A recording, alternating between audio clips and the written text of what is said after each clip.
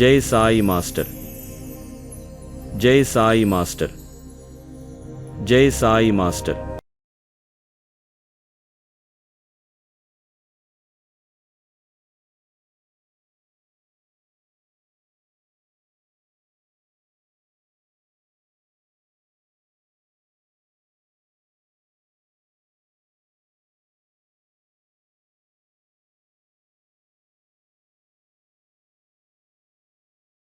జై సాయి మాస్టర్.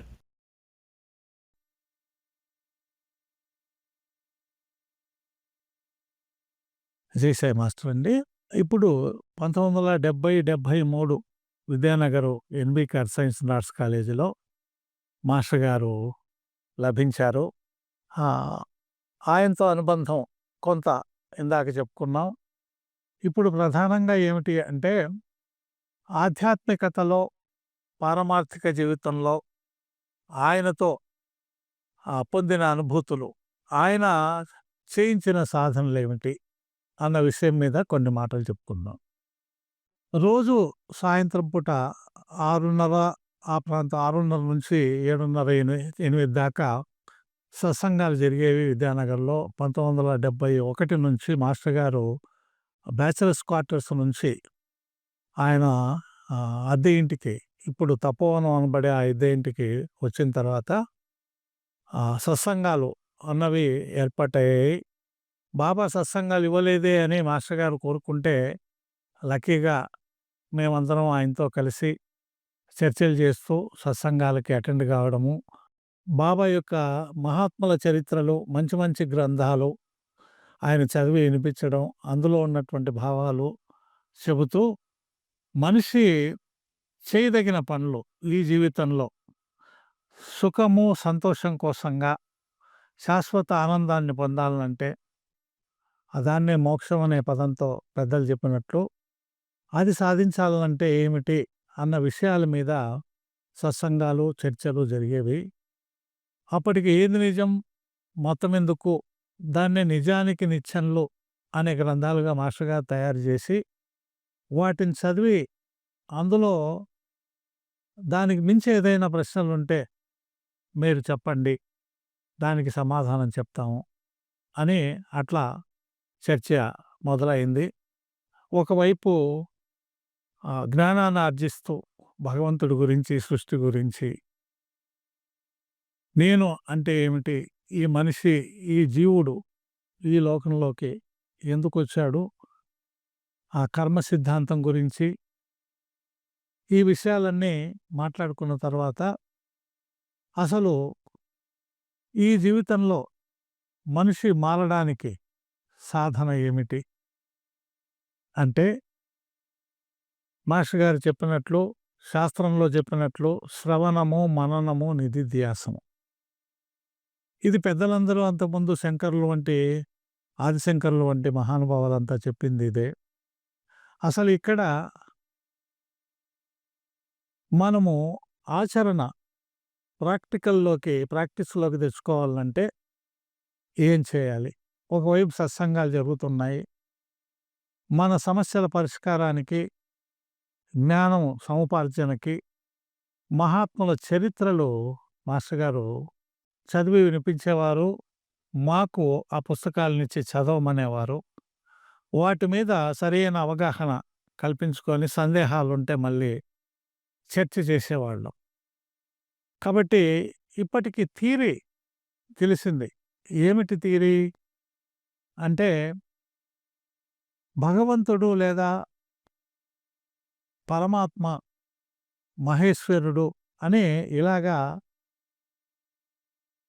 వేదాంత గ్రంథాల్లో ఆ పదాలకు అర్థం ఏమిటి, భగవంతుడు అంటే ఎవరు, దేవుడు అంటే హూ ఈజ్ గాడ్, అంటే జీవుడు దేవుడుగా మారాలంటే ఏమిటి అన్నది సాధన.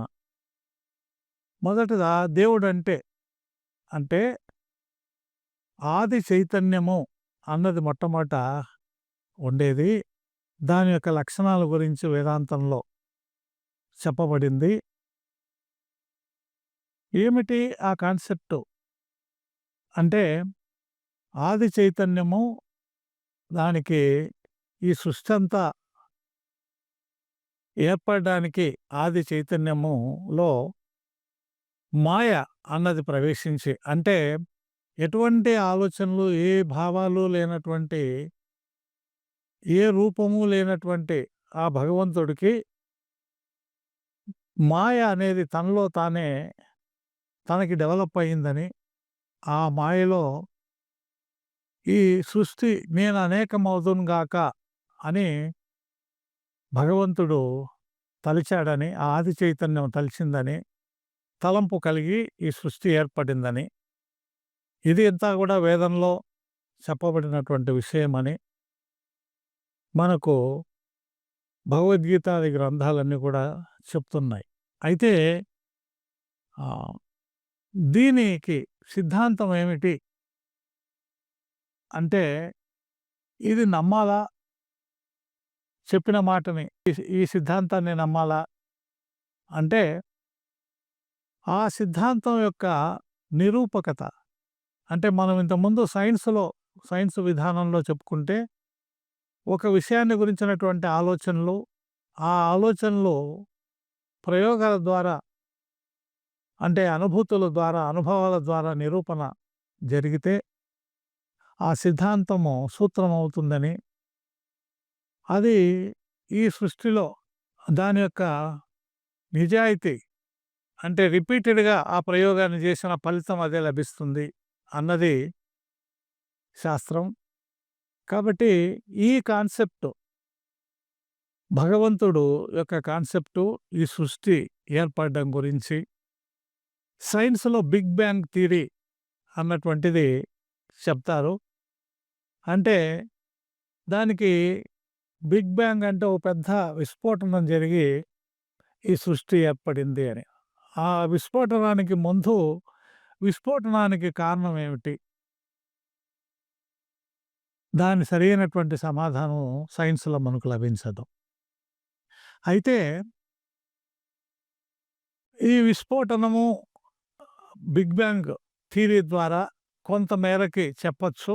కొన్ని ప్రశ్నలకి సమాధానం లేదు. అయితే మన వేదాంత శాస్త్రంలో ఏమిటి చెప్పబడింది అంటే, సత్యం అన్నది ఆది చైతన్యమే సత్యము ఉన్నది అదొకటి.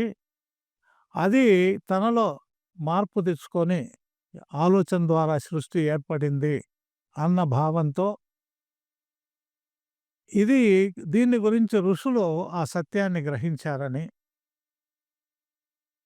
ధ్యానంలో సృష్టి ఆవిర్భావము, తన యొక్క స్థితి అన్నటువంటిది, ఆ ధర్మాలన్నీ కూడా వివరంగా వేదాంత జ్ఞానంలో చెప్పారని, అది గురువు నుంచి గురువు, శిష్యుడికి, శిష్యుడి నుంచి మన గురువుకి, శిష్యుడు గురువుగా మారడం, ఇట్లా గురు సాంప్రదాయంలో మన భారతదేశంలో ఇవన్నీ జరిగాయని వేదాలు, ఉపనిషత్తులు, వాటి ద్వారా వాటిని పరిశీలించినప్పుడు ప్రాక్టికల్‌గా అనుభవం ద్వారా అవి సాధ్యము అన్నది శాస్త్రము. ఈ థియరీ అనుభవం ద్వారా పొందినటువంటి అనేక మంది నిరూపించారు. కాబట్టి ఇప్పుడు మనం ప్రాక్టీస్ చేస్తే మనం ఆ సత్యాలను తెలుసుకోవచ్చు అన్నది మాస్టర్ గారు మా ముందుంచారు. ఆయన సత్సంగాలు అయిన తర్వాత సామూహికంగా పక్కనే సంగం అన్నటువంటి గూడలి అనేటువంటి ఆ విలేజ్‌లో 3 నదులు కలిసేటువంటి ఆ సంగం, ఆ నదిలో కూర్చొని ధ్యానాలవి చేయించేవారు మాస్టర్ గారు. ఎలా ధ్యానం చేయాలి? ధ్యానం చేసినప్పుడు మన మనో ప్రవృత్తి ఎట్లా ఉంటుంది? మన శారీరక పరిస్థితి ఎట్లా ఉంటుంది? అంతకుముందున్నటువంటి మన శరీర తత్వం, ధ్యానం తర్వాత మన శరీర తత్వం, మనస్సు, ఇవి ఎలాంటి ఆలోచనలు వస్తాయి, ఏమిటి అన్నటువంటిదే ఆయన మాతో పాటు ఆయన ఇదిగో ఇలా ఈ పద్ధతిలో ధ్యానం చేస్తాం అంటే, ఈ సృష్టి మొత్తం ఇలా ఏర్పడింది అన్నటువంటిది సత్యాన్ని మహర్షులు గమనించారు. ఆ గమనికతో మనము కాన్సంట్రేటెడ్‌గా మన మనస్సుని ఆ భావంతో కూర్చున్నప్పుడు అదే ధ్యానం అవుతుంది. ఆ ధ్యానంలో ఏమి మనకు తెలుస్తుంది అని ఒక్కొక్కరి యొక్క భావాలని మాస్టర్ గారు అడిగి తెలుసుకొని, మార్పులేవైనా ఉంటే ఇదిగో ఇలా చేస్తే ఇంకా నీకు ఆ సత్యం అవగతమవుతుంది. ఈ సృష్టి యొక్క సత్యం, సృష్టి ఎట్లా ఏర్పడింది? భగవంతుడంటే ఏమిటి? ఆయన్ని మనము దర్శించడానికి పాజిబులా? ఎందుకు పాజిబుల్ కాదు? అన్నటువంటి ప్రశ్నలన్నీ కూడా చేసుకుంటూ ఆయన అనంతుడు. ఒక చీమ ఉంది. గ్లోబు ఈ సృష్టి అయితే, ఈ భూమైతే, ఆ గ్లోబు మీద ఆ చీమ తిరుగుతూ, తిరుగుతూ ఆ మొత్తం గ్లోబు యొక్క తత్వాన్ని అర్థం చేసుకోవడానికి సాధ్యమా? అంటూ కాలాన్ని గురించి, ఈ కాలము వాట్ ఈజ్ టైమ్? కాలం యొక్క తత్వం ఏమిటి? ఇవన్నీ కూడాను ఆ భగవంతుడి యొక్క స్వరూపాలుగా ఎట్లా అవగాహన చేసుకోవాలి? ఎలా సంతోషంగా జీవించడానికి ఈ మార్గాలన్నీ కూడాను ఋషులు చూపిన బాటలు. భగవద్గీత మొత్తం చదివిన తర్వాత అర్జునుడికి ఏం తెలిసింది? సారాంశం ఏమిటి? అని మనం పరిశీలించినప్పుడు నిర్భయుడుగా, బంధరహితుడుగా ఎలా జీవించాలి అన్నది కృష్ణ పరమాత్మ వివరించాడు అందులో. కాబట్టి ఏ భయం లేకుండా నిర్భయంగా మనం నీతివంతంగా, ధర్మంగా, ధర్మం వైపు జీవితాన్ని కొనసాగిస్తే నిర్భయంగా బతకచ్చు. అయితే మధ్యలో గత జన్మపు సమస్యల వల్ల, మనం చేసిన తప్పొప్పుల వల్ల ఆ కర్మ ప్రతిఫలాలను ఇప్పుడు అనుభవించాలి అన్నటువంటిది తెలుసుకున్న తర్వాత నిర్భీతిగా కష్టాలను ఎదుర్కొంటాము. చక్కటి జీవితాన్ని కష్టాల్లో కూడా ఆ పరమాత్మని ధ్యానం ద్వారా పరమాత్మని ధ్యానం చేస్తే ఆయన తత్వం అర్థమవుతుంది. మనకు ప్రశాంతత కలుగుతుంది. నిశ్చలత్వం, మనస్సు నిశ్చలంగా ఉంటే.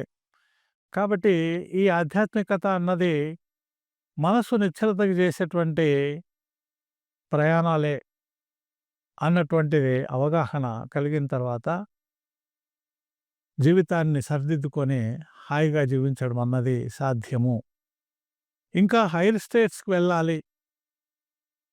మనం ఇంకొకరికి మన ఎక్స్‌పీరియన్సెస్‌ని పాస్ ఆన్ చేయడానికి, మన అనుభూతుల్ని పొందడానికి అది ఒక సద్గురు సమాగమం ద్వారా.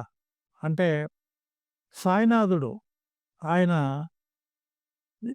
ఇప్పుడు జీవించలేకపోయినా ఆ స్పిరిట్, ఆ ఎనర్జీ ఫార్మ్ ఉంటుందని, ఆ ఎనర్జీ ఫార్మ్‌ని మనం తలుచుకుంటే, అంటే పారాయణ ద్వారా ఆయన లీలల్ని అవగాహన చేసుకొని, ఆయన తత్వమేదో అందరిలో, అన్ని జీవుల్లో నేనున్నాను అన్న కాన్సెప్ట్ ద్వారా అవగాహన చేసుకొని, అట్లా జీవితాన్ని పారాయణ, పూజ, నామజపం ఇవి చేస్తూ ఉంటే మనలో తెలియని ఒక మార్పంటూ తప్పకుండా వస్తుంది. అది మనం అనుభవించొచ్చు. ప్రతి సాధకుడు ఆ మొదటి స్టేజ్‌లో తప్పకుండా అనుభవిస్తాడు.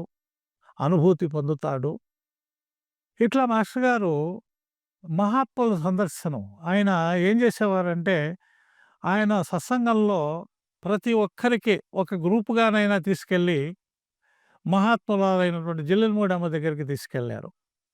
ఆమె ఎటువంటిది, ఎట్లా ఆమె కంటి చూపుతో మనకు ప్రశాంతతని ఎంత ప్రేమగా చూస్తుంది. ఆమెలో ఎటువంటి స్వార్థము లేకుండా, స్వార్థం లేకుండా మనిషి జీవించడం అన్నది సాధ్యము అన్నటువంటి అట్లాగే రంగన బాబు గారిని దర్శనం చేయించారు. ఈ మాస్టర్ గారే ఖర్చులు పెట్టుకున్నప్పుడు మేము స్టూడెంట్స్‌గా ఉన్నాము. మాకు డబ్బు అన్నది పేరెంట్స్ నుంచి తగినంతే మేము పొందేవాళ్ళం. ఈ ఎక్స్‌ట్రా ఖర్చులన్నీ కూడా మాస్టర్ గారే పెట్టుకొని, చర్చల్లో వచ్చినప్పుడు జిల్లెల్మూడమ్మ ఒక మహాత్మురాలు.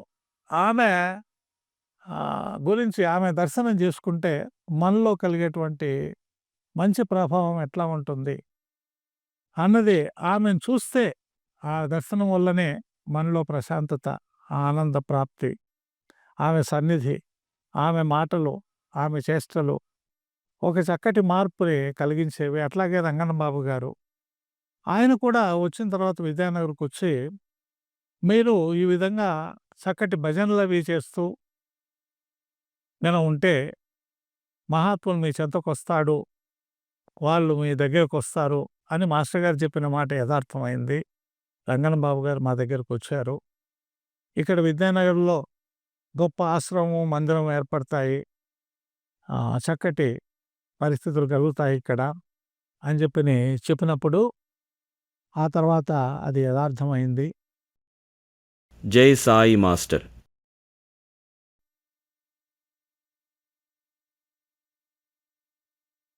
ప్రార్థన, పారాయణ, పూజ, ధ్యానాదులు చక్కగా చేసుకుంటూ ఉంటే ఆ ప్రదేశము పవిత్రమవుతుంది.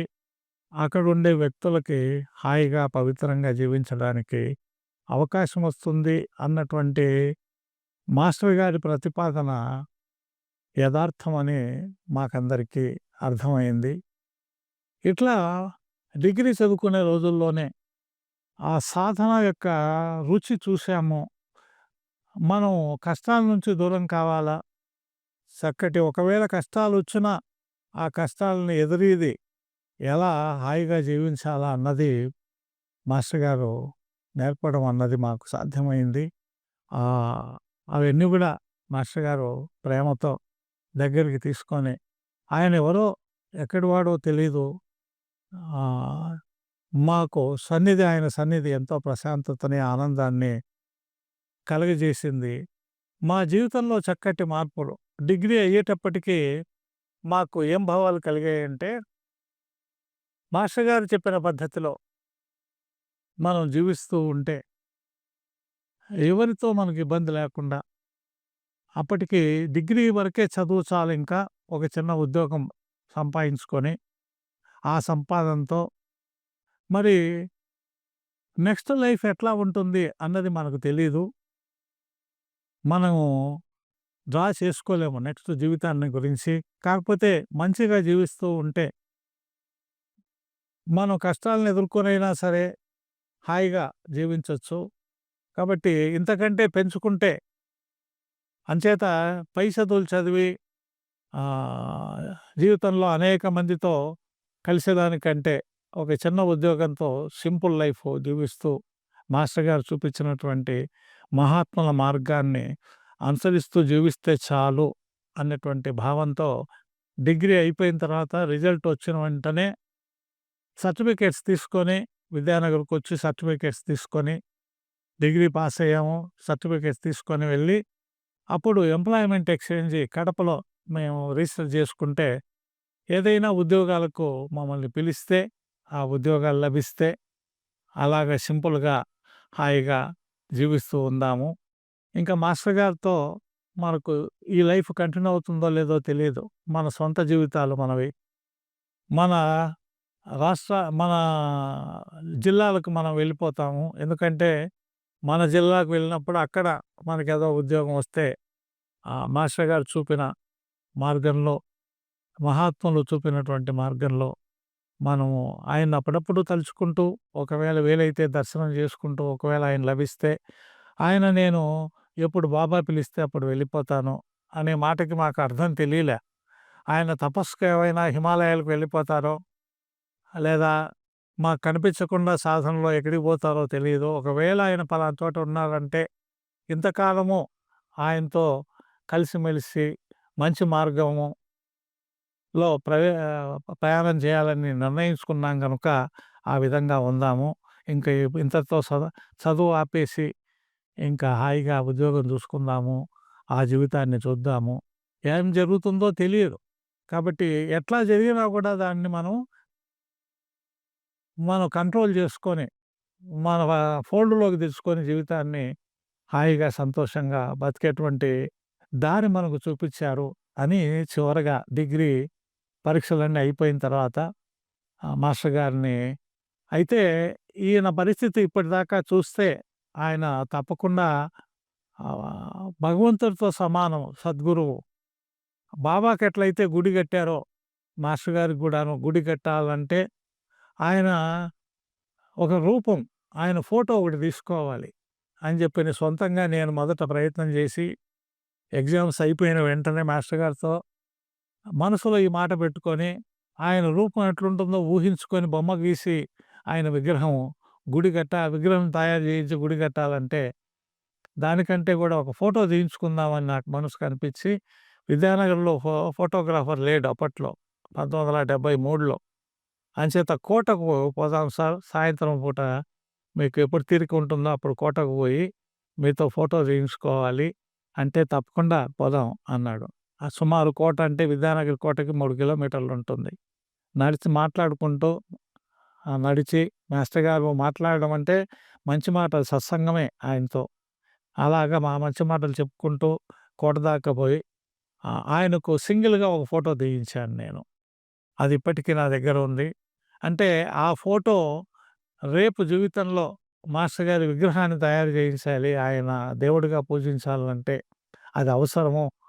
ఆయన మనకు దొరకని పరిస్థితుల్లో ఎక్కడో వెళ్ళిపోయిన తర్వాత మనకు ఫోటో దొరకదు గదా! ఎక్కడో వెతుక్కోవాలి మళ్ళీ ఫోటోల కోసం.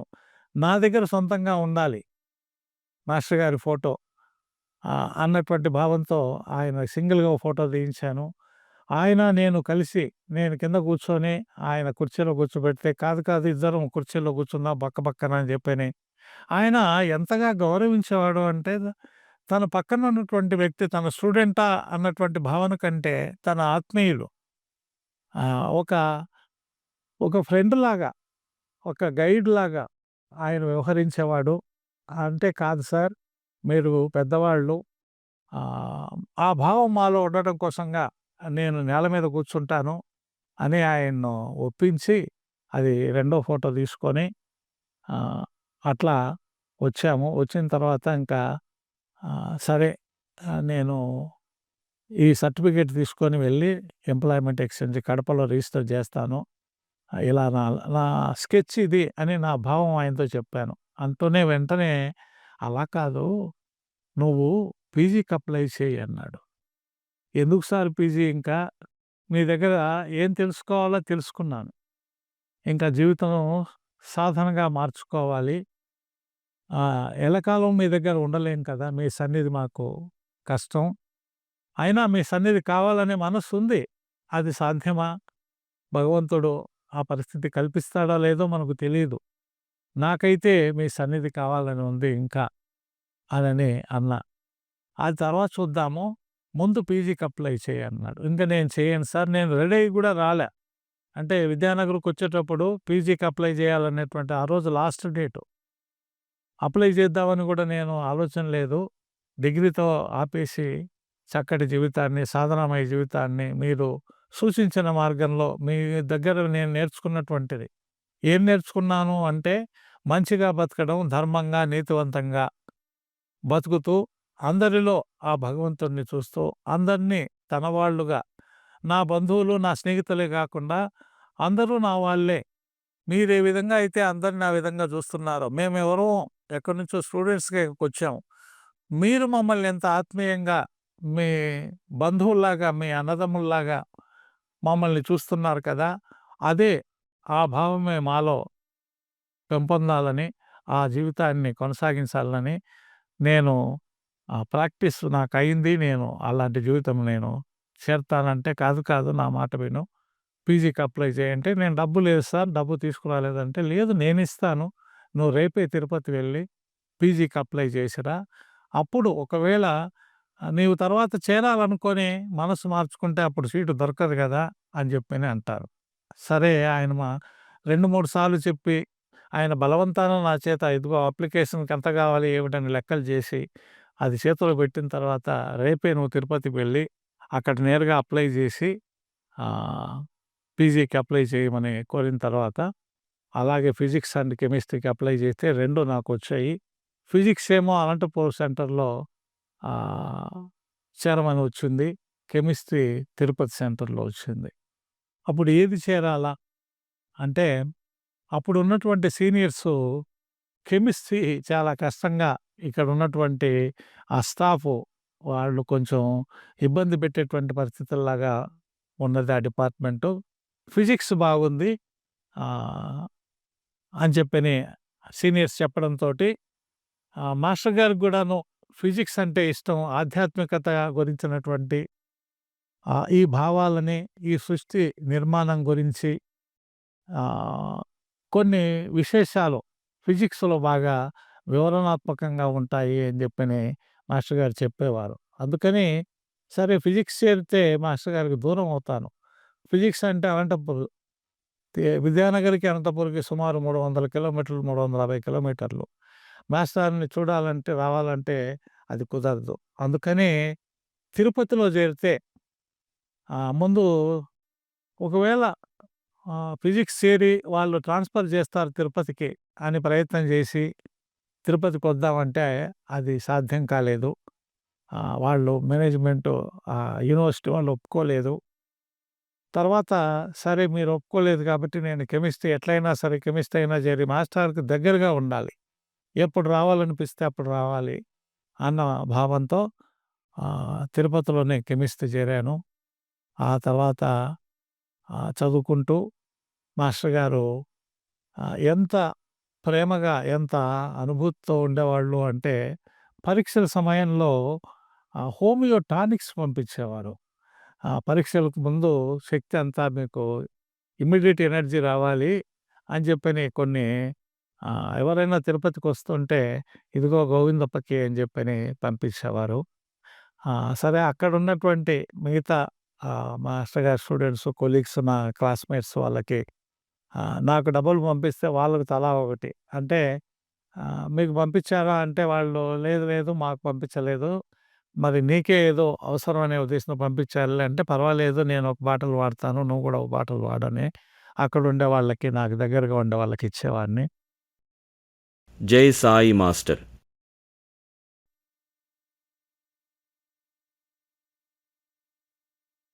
పిన్ని గారు లక్ష్మి గారు యూనివర్సిటీలో మ్యాట్రన్‌గా పనిచేసేవాళ్ళు. ఆమె దగ్గరికి వచ్చిపోతూ ఉండేవాళ్ళం. ఆహ్, ఒకవేళ లక్ష్మి గారిని చూడ్డానికి మాస్టర్ గారి నాన్నగారు తిరుపతి వస్తే మాస్టర్ గారు నా గదిలో ఉండమని, నా గదిలో ఒక ఆహ్, మంచం ఖాళీగా ఉండేది. ఆయన వచ్చినప్పుడు నా గదిలోనే ఉండేవారు. ఆయనతో కూడా చక్కటి అనుబంధం ఉండేది. ఆయన సుమారు 80 ఏళ్ల వయసులో తెల్లవారుజామున 3:30, 4 గంటలకే నిద్ర లేస్తారు.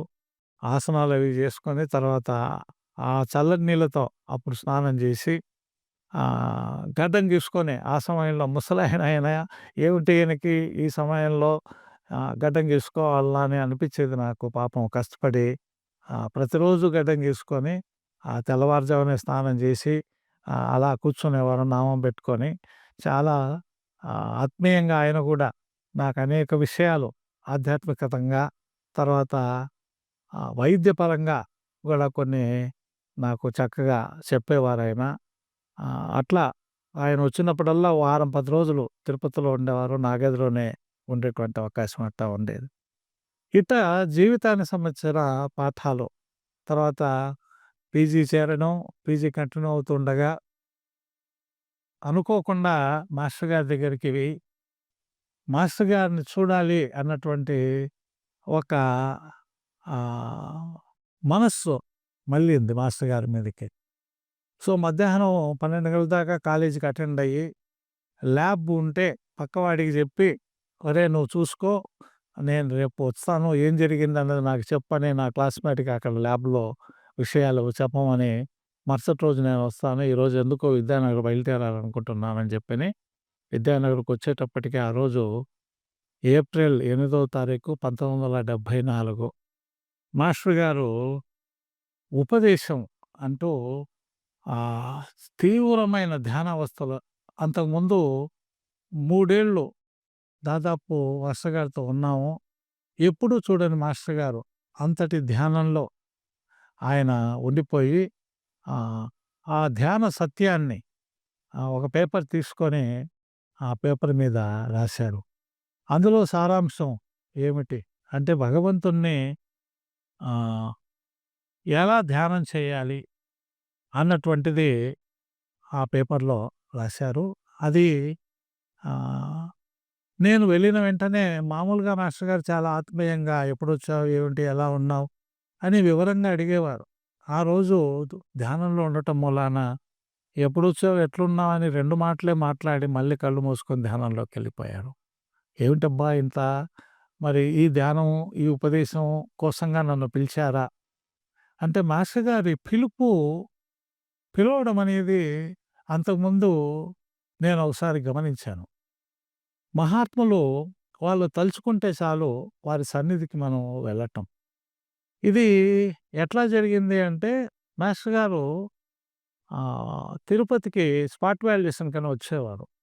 ఒక్కసారి వచ్చినప్పుడు ఇప్పుడు మహాత్ములు పిలుపు అంటాం. అంటే మనం ఎవరినైనా పిలవాలంటే పేరు పెట్టి మన ఎదురుగా ఒక ఆహ్, మీటర్ గాని, 5 మీటర్లు గాని దూరంలో మనం పిలిస్తే వాళ్ళు పలుకుతారు. అలా కాకుండా మహాత్ములు ఏమిటంటే మనం ఎంతో దూరంలో ఎక్కడో ఉన్నా కూడా వాళ్ళు మనసులో సంకల్పిస్తే వాళ్ళ పిలుపు వాళ్ళ దగ్గరికి వెళ్ళాలి మనం అని మన మనస్సు సంకల్పిస్తుంది. అది మహాత్ముల పిలుపు. అది మాస్టర్ గారిలో నేను చూశాను. ఓసారి ఏం జరిగిందంటే మాస్టర్ గారు తిరుపతి పీజీ చేసేటప్పుడు చెన్నై రూమ్‌కి ఒకసారి వచ్చాడు. వచ్చినప్పుడు అక్కడేమైందంటే అక్కడ చెన్నైకి నాదేమో F block. E block. Chennai ఉండేదేమో సి బ్లాక్. దానికి దీనికి మధ్య కొంత దూరం ఉంటుంది. నాకు తెలియలే ఆయన వచ్చినట్లు. మాస్టర్ గారు ఏమన్నారంటే ఆ సాయంత్రం పూట అక్కడికి కొంతమంది చెన్నైకి తెలిసిన వాళ్ళందరూ దగ్గరగా ఉన్నవాళ్ళు మాస్టర్ గారు వచ్చారని చెప్పని, ఆ మాస్టర్ గారిని చూడడానికి సత్సంగంలో పార్టిసిపేట్ చేయడానికి వచ్చారు. సుమారు 6:30 ఆ ప్రాంతం అయింది. అప్పుడు మాస్టర్ గారు ఏం చేశారంటే, అక్కడికొచ్చినటువంటి నా క్లాస్‌మేట్ రామచంద్రరావు అని చెప్పని, అతను పోస్టల్ డిపార్ట్మెంట్‌లో వర్క్ చేసేవాడు. ఫైనల్ ఇయర్‌లో ఉండగానే డిస్కంటిన్యూ చేసి తిరుపతిలో అతనికి ఉద్యోగం పోస్టల్ డిపార్ట్మెంట్‌లో వచ్చింది. అతను అక్కడ మాస్టర్ గారి దగ్గరికి ఆ రోజు సాయంత్రం కాబట్టి డ్యూటీ అయిపోయిన తర్వాత ఆ పోస్టల్ డిపార్ట్మెంట్‌లో మాస్టర్ గారి దగ్గరికొచ్చాడట. మాస్టర్ గారు ఏమన్నారంటే, "రామచంద్రరావు నువ్వు ఒకసారి గోవిందపురంకెళ్ళి నీకు తెలుసు గదా! గోవిందపురము. వెళ్ళి నేను వచ్చానని చెప్పని చెప్పు. తనకి తెలియదు నేను ఇక్కడుంటున్నానని చెప్పని స్పాట్ వాల్యూస్‌కొచ్చానని" అని అంటాడు. అతనికి కొంచెం మాస్టర్ గారు చెప్పడంతోటి నా క్లాస్‌మేట్ అయినటువంటి గోవిందం దగ్గరికి నేను పోయి చెప్పేదేంది అని ఒక రకమైనటువంటి అహంకారం. నేను ఎంప్లాయీని, ఇప్పుడు ఉద్యోగస్తుడిని. నా క్లాస్‌మేట్‌గా ఉన్నటువంటి అతనికి ఎందుకు చెప్పాలి నేను అని ఒక రకంగా అతనికి అనిపించిందట. తర్వాత కాలాంతరంలో నాతో కలిసినప్పుడు ఆ మాట, ఆ వివరం అంతా చెప్పాడు. ఇట్లా మాస్టర్ గారు చెప్పారు. నేను వెంటనే నో అని చెప్పకుండా మాస్టర్ గారికి బయటికి పోయి ఆలోచించుకున్నాను. ఎందుకో నీ దగ్గరికొచ్చి చెప్పాలని చెప్పని నా మనస్సు వినలేదు. కాసేపు అయిన తర్వాత మళ్ళీ వచ్చి లోపల కూర్చున్నాను. లోపల కూర్చుంటూనే మాస్టర్ గారు అన్నారు, "నేను పిలుస్తాలే గోవిందప్పని, నువ్వు కూర్చో పర్వాలేదు." అంటే చెప్పిన పని చేయకపోయినా మాస్టర్ గారిలో అతని మీద ఎటువంటి భావం లేకుండా ఉండడం అన్నది మహాత్ముడి యొక్క ధర్మం అది. చూడండి మనమైతే వెంటనే నేను చెప్పాను, "ఏరా నీకు పొగరా? గోవిందప్పని పిలవలేదే" అని అనుకుంటాము.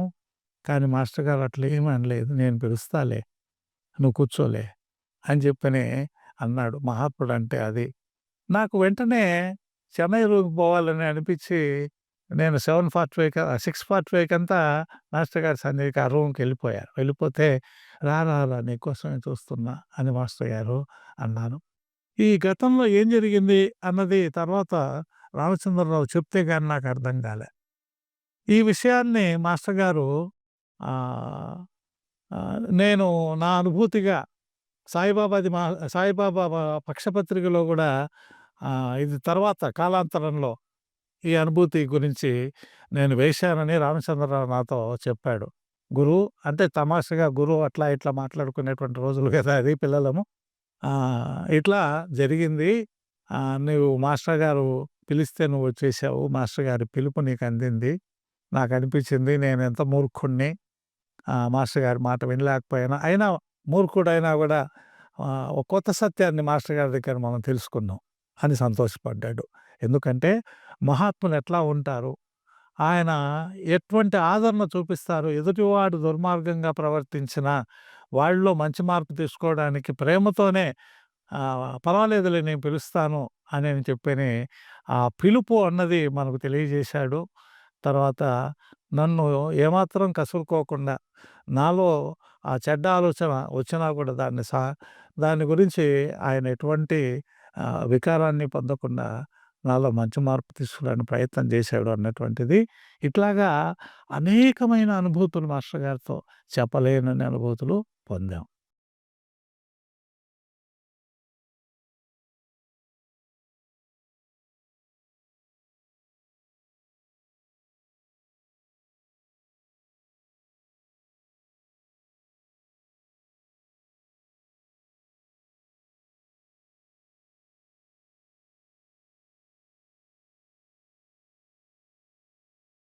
జై సాయి మాస్టర్.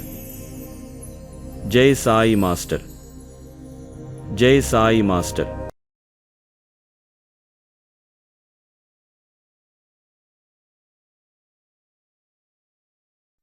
చాలామంది మా వీడియోస్ చూస్తున్నవారు సబ్స్క్రైబ్ చేయట్లేదు. సుమారు 90% మంది సబ్స్క్రైబ్ చేయట్లేదు. మీరు ఒక్కసారి ఆలోచించండి. మీరు అందరూ గనక సబ్స్క్రైబ్ చేస్తే ఇంకా ఎంతో ఉల్లాసంగా, ఉత్సాహంగా ఇంకా మంచి వీడియోలు మీకు అందించాలని ప్రయత్నం చేస్తూ ఉంటాం. తప్పకుండా మీరు ఆదరించండి. మా ప్రతి వీడియోని లైక్ చేయండి. అలాగే మీకు తెలిసిన వారందరికీ షేర్ చేయండి. మర్చిపోకుండా మా ఛానల్ని సబ్స్క్రైబ్ చేసి ఆదరించండి. మీ ఆశీర్వాదములు అందించండి. ధన్యవాదాలు.